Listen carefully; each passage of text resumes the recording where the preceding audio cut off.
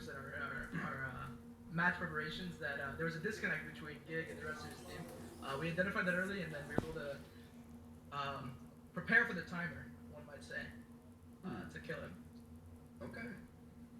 Yeah, this is something that we were also talking about because Gig, especially in those first maps, he was playing very aggressive. He was putting a lot of pressure into your team, but you guys knew exactly how to deal with it. So, the fact that you guys were winning this rush of mirrors, was it something that, you prepared the rush more than anything, or was it because you were kind of countering the enemy, countering Gig on the wrecking ball and everything else that our team kind of tried to rotate?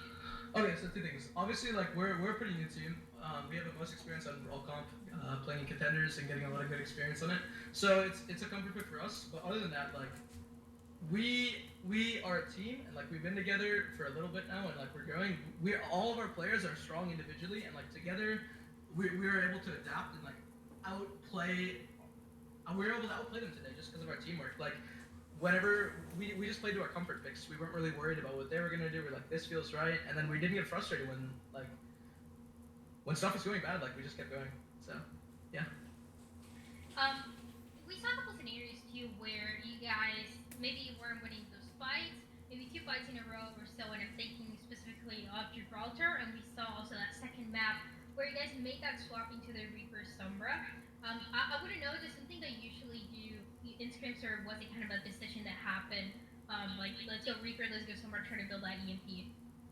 So actually, like a lot of the comps today that we played weren't really practiced as much. In scrims, we kind of just like played what was feeling right. Like a couple maps we rolled out and we won on what we planned, but in the moment, like everyone knows what their position well. Everyone like knows what to do, so they just picked their heroes, and we kind of just rolled out, and it was spontaneous, I guess. Yeah.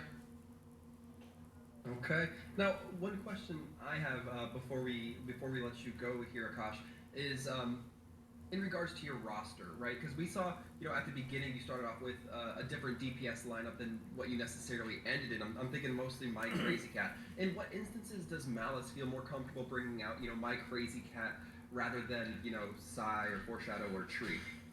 I think I'm not gonna give you that information. It's none of your business.